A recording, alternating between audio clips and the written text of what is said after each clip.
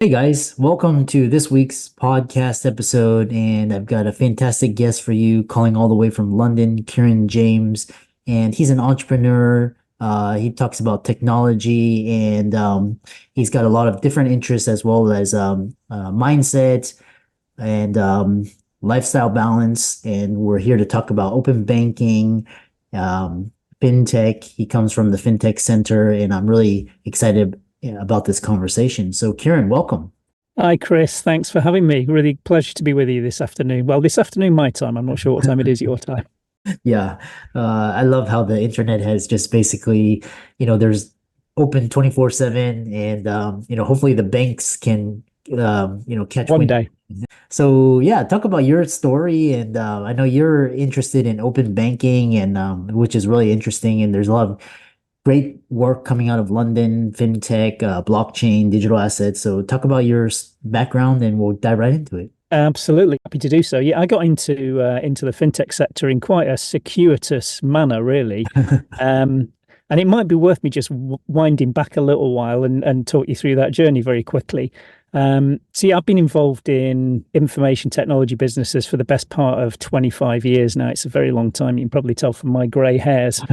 Been around the block a little bit. Started life in a trade association in London, working as an economist and statistician, then moved into high school teaching for a while. Then ended up in the Middle East running a training institute in the Sultanate of Oman for a while. And it was at that point, actually, that I started working on my own. So I was asked to put together some marketing material for this training institute. This would have been 1998. And they asked me to put together a PDF. And I thought, well, actually, the internet is starting to emerge. Why don't we think about building a website? So that was my first foray into doing my own thing. So when I finished that job, I, like probably the rest of the world, decided I was going to be a web developer or a web designer. So I got back to the UK, took out a small bank loan, bought myself an Apple Mac computer, and set about designing websites. I often comment it was fun in those days because the search engine optimization was a little bit easier than it is nowadays. With fewer web pages and probably far less sophisticated algorithms to work your way around. But yeah, so started off in technology in that space. Did a bit of domain name registration. We sold a business to VeriSign back in 2000. Company formations online, so we did that for a while. Most recently, before the payment side, was actually in telephony. So I was in ran a telecoms business aimed at small businesses, providing online telephony services for those.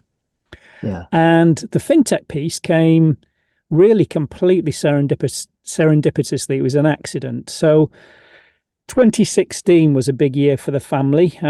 It was my 25th wedding anniversary. It was my 50th birthday. A couple of kids had significant birthdays, and I thought, what can we do to mark this year? I'll run a marathon for charity. So I decided to do that. And then we decided we'd go a step further and actually build the fundraising platform that processed all of the donations from people supporting my effort. That seemed like a great idea. I had some great engineers in the telecoms business, all super supportive, and said, yeah, we'll give up our coffee breaks and lunch hours and we'll do this thing and give back. So we built it as a proof of concept. Then we got a corporate sponsor involved. But really what caused, and I know it's been a long journey to get to this point, what caused the problem for that was the cost of processing donations. So all of those donations were being processed using credit and debit cards, and that just became really prohibitive for our corporate sponsor. We were being really successful, but essentially every penny we got from the corporate sponsor just went to paying fees. So we had to find a solution to that problem in order to, increase our reach and impact. Otherwise, we were just basically stuck. And open banking is that solution that we found. A couple of years ago, we started with a third-party provider. Then we thought, this is such a great thing. Let's sell the telecoms business, move all the staff to this new payments business, get ourselves authorized, and here we are today. Yeah. Yeah, I love that. And we're really talking about, because we're really fighting it here. You and me talked about it a little bit, but we're fighting it here. We kind of got a lot of legacy institutions, and, kind of this 2 to 3% transaction fee doesn't really cut it for, when we can get it for like pennies or fraction of a pennies now. One thing I have questioned a lot of the audience, I know, Bitcoin comes into the conversation and it's really come into the mainstream as a legitimate asset class. And so how are you doing this? How are you doing it? What platform are you doing it on? Is it on blockchain? Is it on kind of standard, what is it called? The Swift, the Swift network? Now, Go ahead. so our underlying payment system in the UK is something called faster payments, and essentially that's the underlying rails. But what happened in around 2016, 2017 is there was an initiative for the main banks to open up APIs to, fintechs like us. So obviously we need to be authorized, approved, regulated, and all the rest of it. But once we have those authorizations in place, effectively we have access to those payment APIs. We can move money with the consent of a payer to the recipient bank. What happens in that scenario is you're removing, probably a dozen intermediaries from that flow, and it becomes just us between the payer and the recipient. So by definition reduces those costs massively because there are far fewer mouths to feed along that journey. And it also massively increases the settlement times. It goes down from a day or longer if you're using a card to instant. It's literally the moment you consent is pretty much the moment it will hit the merchant's bank account. Importantly, as well, as well as removing that cost, it improves the efficiency in terms of it being a really simple process. It removes potential for fraud because there's no data entry. So there are loads and loads of benefits of this approach. Yeah. Yeah, I love that. So, we'll talk about a little bit. One question I have is, for example, like traditional banking system, it's not 24/7, it's like Mhm. 9 to 5 and very slow. We talked about the speed. And then also it's not easily accessible to a lot of individuals. So if you don't so talk about accessibility, economic freedom, and how you ensure security and trust, in Of this course. open system. Exactly. It's an odd thing because open banking as a term is kind of a little bit confusing for the consumer because I guess the last thing you want is for your bank to be open in that in that sense of security. But that's not where the term comes from. We're talking about the open APIs really that sit behind the technology that sits behind it. But it is for us, it can be quite a frustrating name because it does put that brand new user of the service to, on the back foot initially. Um, but yes, in terms of accessibility, there's some great things. I mean, smartphone penetration now is pretty high. I think there's still work to be done in that area, but as long as you're using an online bank account, even if you don't want to use a mobile banking app, then you can use an online banking account just to settle that payment. So it would be a case. What happens? Let me just talk you through very quickly the flow. Imagine you're at checkout, you're buying a pair of sneakers on an e-commerce website. You're doing that on let's talk about a cell phone, a smartphone, first of all. You would literally get to checkout and then you say, rather than paying by card and entering my card details, my CVV, my first line of address, zip code, all of those bits and pieces, you would literally just tap to select which bank you used, who you're banking with. That would then automatically, using biometric data, whatever other means of security you use to open your mobile banking app, it would just open that up.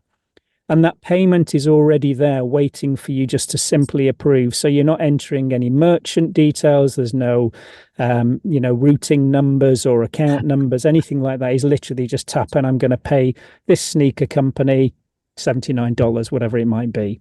Uh-huh. So it's super secure and a lot less friction than entering card details.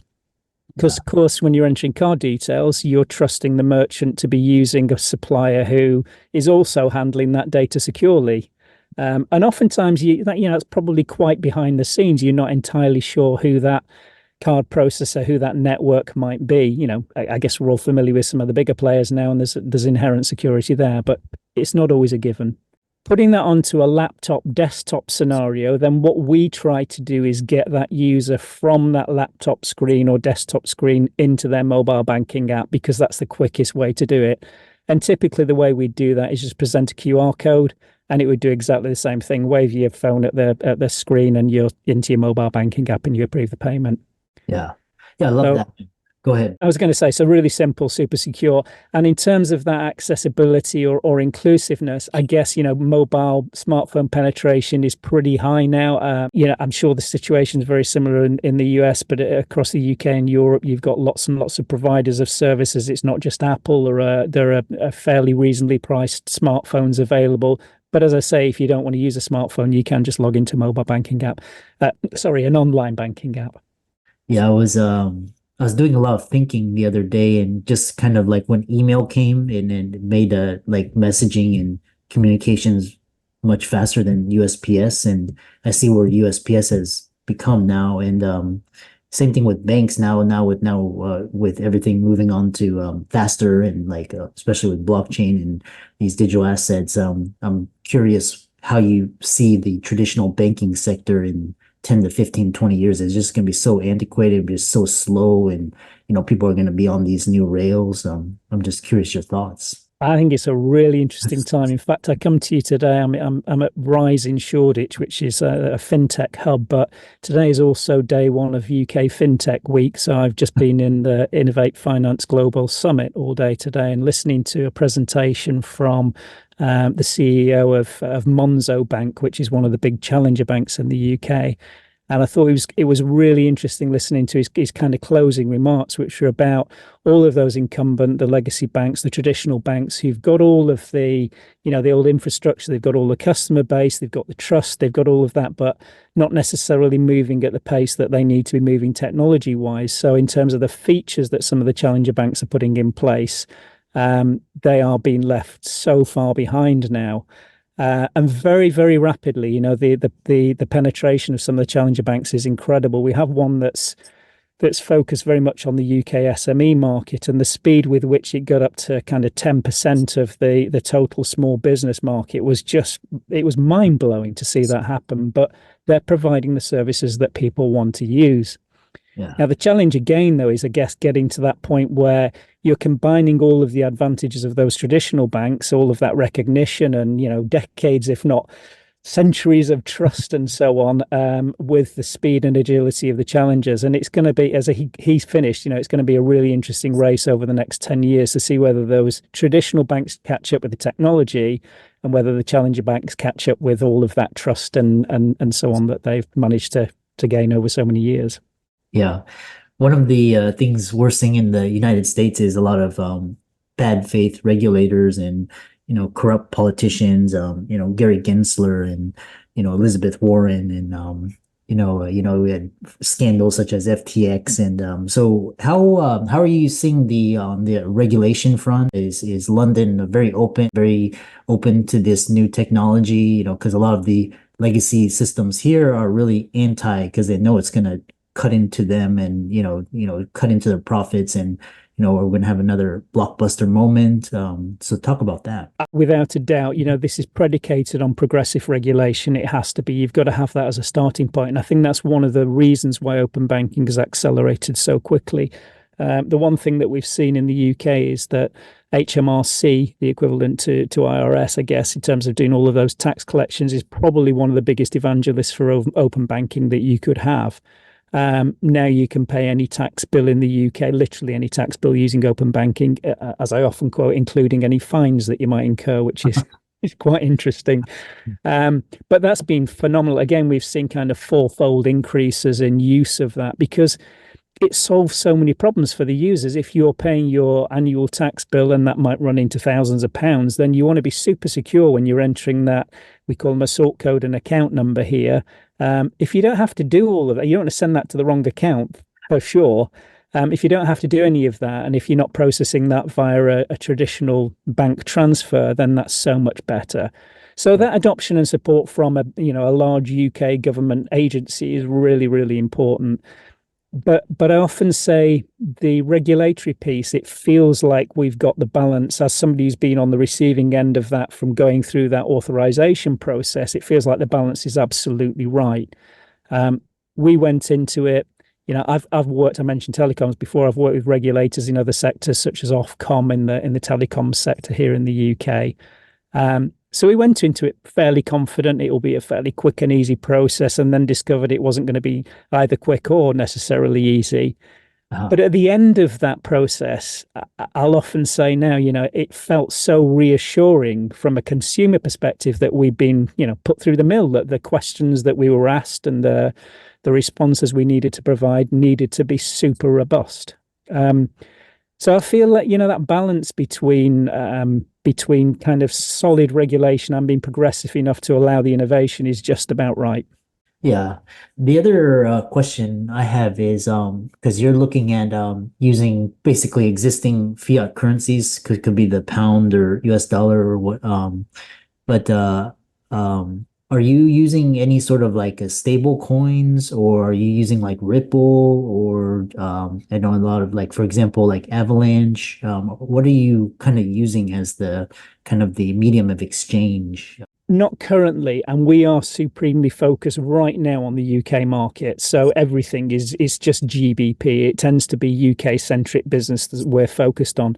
The reason for that is that, open banking is growing really rapidly, but still, if you're looking at international coverage, I don't want to say sketchy, but it's certainly not complete. And I think it'll be a while before you've got that universal adoption. So one of the beauties, again, from either our charities, which is I mentioned how we got started, or the merchants, is that this isn't a this or that solution. It is a this and that solution. So we would say to people, give your customers, give your donors the maximum opportunities to pay you.